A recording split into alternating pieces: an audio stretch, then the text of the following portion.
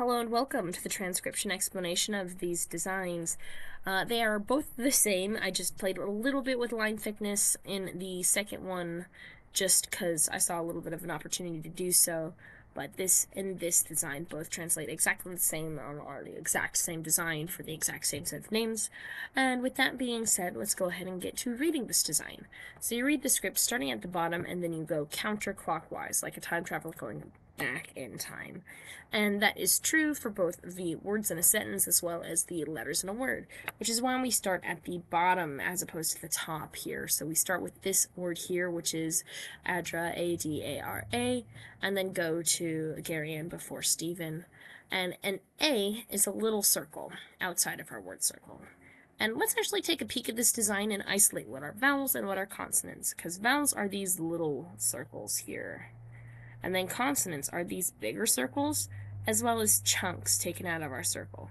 You see how this line doesn't actually take a chunk out of our circle? That means it's not a consonant, like this one or this one. It's just a line coming off of the I. This is a chunk taken out, chunk taken out, chunk taken out, and then a full circle is also a letter. So yeah, that's how you can tell the difference between consonants and vowels. Vowels are little, consonants are these chunks or are bigger for full circles. Then there are modifiers. So we know that this is an A because it's outside of our word circle. A D has 1, 2, 3 dots. See how there are 3 little dots here? These are the same dots, it's just the middle one is bigger. So because it's got 3 dots, it's going to be in the column with 3 dots above it. So you see it up there? And then it's in the top row because it starts with this horseshoe shape, more than 50% of a circle, whereas in R is 50% or less of a circle. So here's an R. They both have 3 dots, 3 dots, 3 dots. In fact, this has 3 dots as well and is another R. It's just this is shallow divot, deep divot. It's not the size of the circle, so the radius of the circle is a bigger radius than any of these circles, but this, less of the circle's actually taken out of our word circle, or this is more of a circle is bitten or chunked out of our circle. So yeah, this has 3 dots making it a D.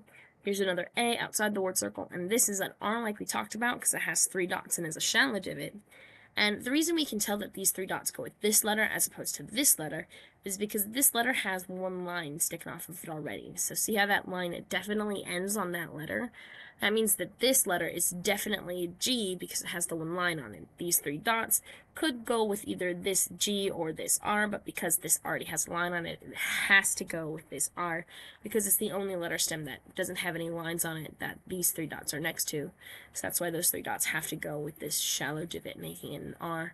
And then here's another A, exact same as that one. So A-D-A-R-A, our first name. Our next name starts with this deep divot with 1 line, which is a G. It's in the column, same as the N, because an N also has 1 line.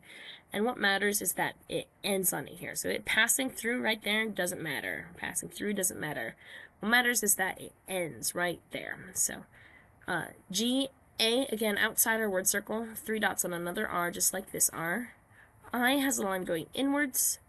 And then this A is pretty tricky because it's right in between these 2 words because I wanted to put all 3 dots in a row to make a nice little pattern here. And that means it's very difficult to tell whether it goes here or it goes here, if it's part of this word or part of this word. So I'm just going to go ahead and read it as if it's part of the word that comes first, just to see if it makes sense there. And if it makes sense there, that's where it goes. If it doesn't make sense there, then it must go on the other word.